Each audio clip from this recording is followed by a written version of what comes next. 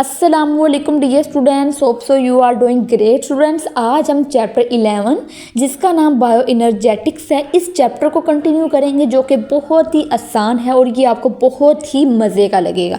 अगर इसकी डिफ़ाइन की बात करें, इसमें डिफ़ाइन ये है, bio energetics is the study of energy relationships and convergence in biological system, यानी कि एक ऐसा प्रोसेस जो एनर्जी रिलेशनशिप्स के बारे में स्टडी करता है और ये स्टडी करता है कि किस तरह एनर्जी बायोलॉजिकल सिस्टम में कन्वर्ज होती है, यानी कि कन्वर्ट होती है। ठीक है स्टूडेंट्स, तो आपने इसकी डिफाइन को बहुत ही अच्छे से याद करना है। Bio energetics obeys the law of thermodynamics, और जो बायो एनर्जेटिक्स होती है ये थर्मोडायनेमिक्स लॉ को ओबे करती है, यानी कि इसका कहना मानती है।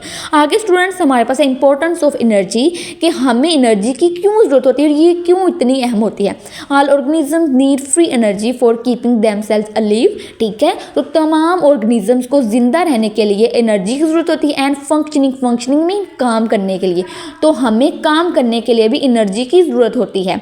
आगे हमें ये देखना है कि एनर्जी आती कहाँ से है। इसमें दूसरा पॉइंट ये है, sun is a source of solar energy, तो सन से ये एनर्जी आती है, but not all organism can make direct use of sunlight, यानी कि तमाम ऑर्गेनिज्म कभी भी इस एनर्जी को जो सन से आती है इसको डायरेक्ट यूज़ नहीं करते हैं। The chloroplast of the plants capture light energy coming from the sun. फिर क्या होता है कि प्लांट्स के जो क्लोरोप्लास्ट होते हैं वो इस एनर्जी को जो सन से आती है उसको कैप्चर कर लेते हैं। ठीक है, कैप्चर करने के बाद क्या होता है, and convert it into chemical energy that gets stored in sugar, और फिर ये होता है कि क्लोरोप्लास्ट इस एनर्जी को केमिकल एनर्जी में कन्वर्ट कर देता है और बाद में इस केमिकल एनर्जी को शुगर में स्टोर कर लिया जाता है। स्टूडेंट्स नेक्स्ट हमारे पास है फोटोसिंथेसिस।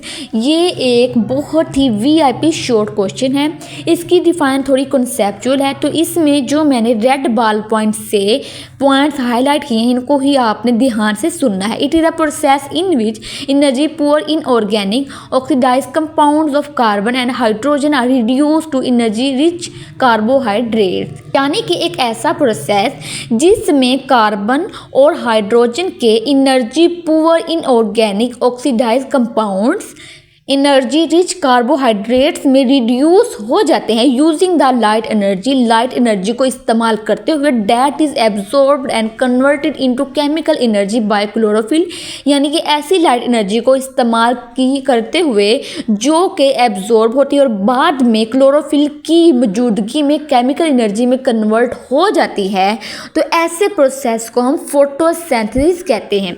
मुझे पता है कि आपको ये डेफिनेशन समझ नहीं आई होगी, तो इसलिए मैं दोबारा से रिपीट कर देती हूँ कि फोटोसिंथेसिस एक ऐसा प्रोसेस होता है जिसमें energy poor in organic compounds light energy को इस्तेमाल करते हुए एनर्जी रिच कार्बोहाइड्रेट्स में कन्वर्ट हो जाते हैं, इसको हम फोटोसिंथेसिस कहते हैं, और ये सारा काम क्लोरोफिल की मौजूदगी में होता है।